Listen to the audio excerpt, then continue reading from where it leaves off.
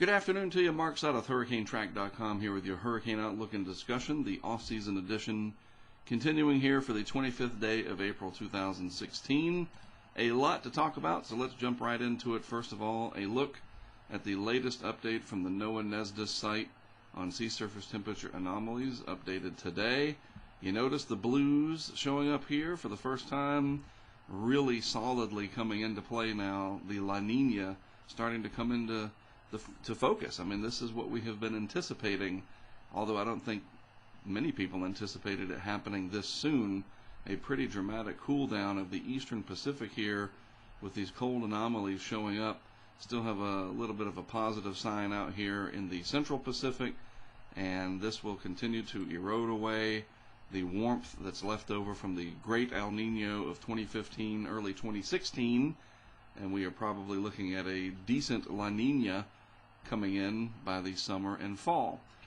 Meanwhile, in the Atlantic Basin, the deep tropics here off the coast of Africa continue to warm.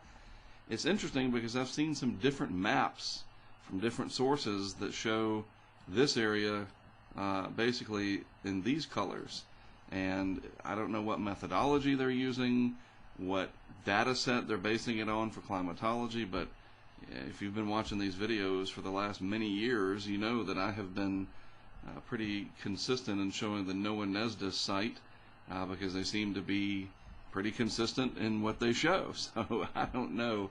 I was thinking about doing a compare and contrast, but I figured, what the heck, I'll just stick with what I've been using. It's not my product. It comes directly from NOAA. It's not my generated map. So there it is. You can see those warm anomalies in here.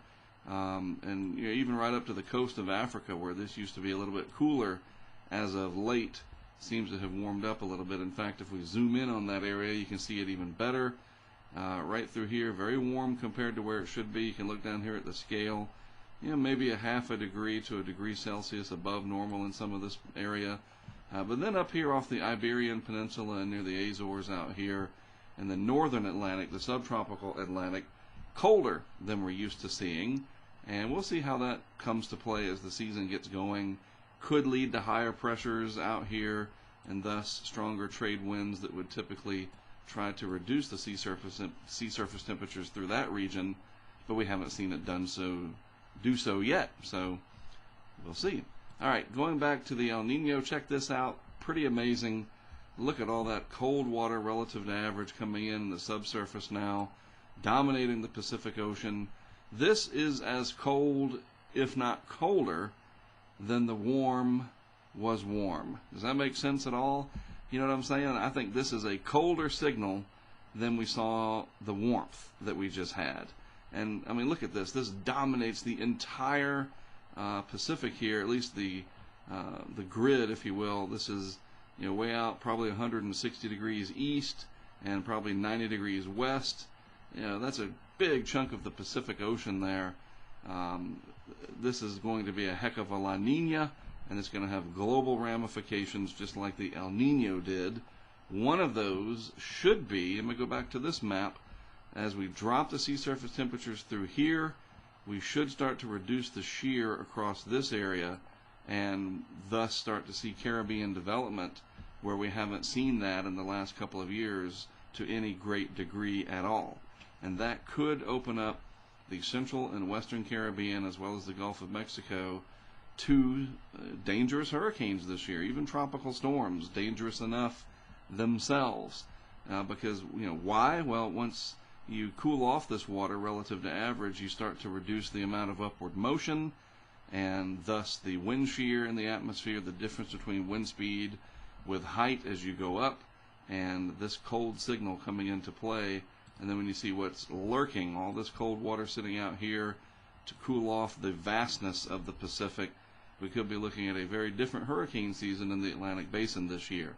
A lot of comparisons to 1998, when we were coming out of the very strong El Nino from 97. On this day, 1998, look how warm the eastern Pacific was. We weren't even starting to chisel away at this yet. So looking at that and then looking at this, wow, what a difference already between now and even 98. And not everything's going to be the same, obviously, but this really shows you the stark contrast even now. So I think we're headed in the direction of more Atlantic hurricanes. Probably not a hyperactive season, but you don't need a hyperactive season to get lots of landfalls.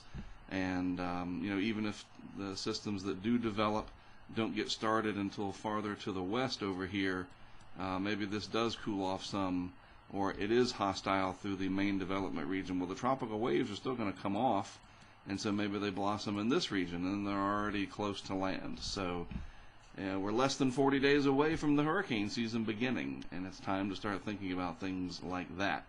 Also, related to all of that, of course, actual sea surface temperatures. This is the Gulf of Mexico, and basically this green coloring in here is your 26 degrees Celsius isotherm. Roughly a fancy way of saying 80 degrees Fahrenheit, 79.5 degrees, 80, whatever. So all of this area here is warm enough for tropical cyclone development, and obviously the yellows and the oranges in here are as well. Shelf water will really start to warm up over the next couple of weeks, and by the time we get to June, of course, this will all be but a foregone conclusion that this will be nice and warm and ready to go. Meanwhile, the western Atlantic continues to warm up as well. I like this map. I show it a lot because you can really see the outline of the Gulf Stream through here, and then the longshore current off of the eastern and mid-Atlantic states of the United States coming down, cooling off the waters to just about Cape Hatteras. And then the Gulf Stream butts up right against that, and you have quite a contrast, what we call a temperature gradient, the change of temperature over distance. And you see right in here it doesn't resolve it quite well enough, so you just end up with sort of a funky looking grid pattern in there, where you have almost 80 degree water butting up against water that's in the 50s, so quite a difference there. This too will continue to warm, and by the time we get to June, it'll be time to go swimming off of Wrightsville Beach, Myrtle Beach, Isle of Palms, down to Tybee Island. Further north, you got to wait a little while. I wouldn't go swimming probably till the 1st of July, but that's me. I like the water to be warmer. All right, so let's look away from the tropics a little bit. Again, less than 40 days to go. We'll start talking more and more about the Atlantic hurricane season and the Eastern Pacific season, especially once we get into May, which is obviously just around the corner. Looking at lower 48 weather, a lot of action out west as a trough of low pressure comes in and a surface low going to move its way out into this region tomorrow. Severe weather potential, which we'll look at in just a moment. For now, just a lot of wind out here, some winter weather still in some of the higher terrain of the Great Basin and points west from there. Even California getting in on the action a little bit. Taking a look at the radar, I do believe I can pick out the big high resolution version and show you what's happening out west. Again, up in the mountains, a little bit of precip here. They can take every bit they can get, even in the Sierra, just a little bit of rainfall, but nothing substantial, no major storm systems. This area, however, is going to light up significantly starting tomorrow, and unfortunately tomorrow night. The potential for severe weather, especially in this area, really going to be high. A lot of storm chasers out here, and you got some pretty big metro areas through this region, and this will extend down even into the northern part of Texas. In fact, let's take a look at that from the Storm Prediction Center. They know it best. I just want to show you so to make sure that you're aware of it. The convective outlooks for the next several days. Not much of an issue today. A little bit in the upper Midwest around the Great Lakes region, but it is tomorrow and points beyond. Moderate risk for tomorrow. It might get upgraded to a high risk once we get into tomorrow, but basically anywhere in this zone, and here especially right in the heart of Tornado Alley.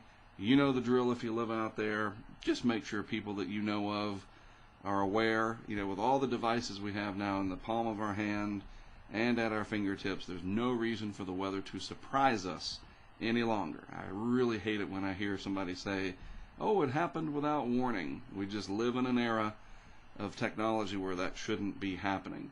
But check this out. It's not just tomorrow. The next several days, severe weather potential shifts east just a little bit to the Mississippi Valley, parts of Arkansas, and this will continue over the next few days. If we go and look at the 4 to 8 day outlook, here's day 4, day 5, day 6, etc. It's all going to be there. The probabilities are kind of low. It's interesting that day 4 isn't very strong, but day 5 is. Go figure. Did want to show you this, especially for people in Texas.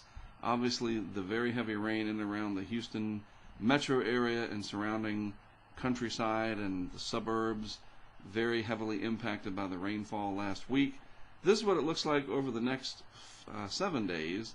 This is the GFS, and any greens and blues and yellows and oranges that you see in here would be very heavy rain, especially the blues and on up the scale over here. Luckily, as you can see over the next few days, we're out to 3 days right now, coming up on day 4, and then finally here, day 5. Most of the heaviest precip stays to the north, and a little bit of a chance there, a little bit of what looks like a mesoscale convective complex, fancy way of saying huge group of thunderstorms. So we're going to have to watch that. Next week could get more interesting, and I don't mean in a good way, so certainly need to watch this. Seen a little bit of comparison to what we had in 2015, where the cycle out this way just seemed to reload itself every week to 10 days.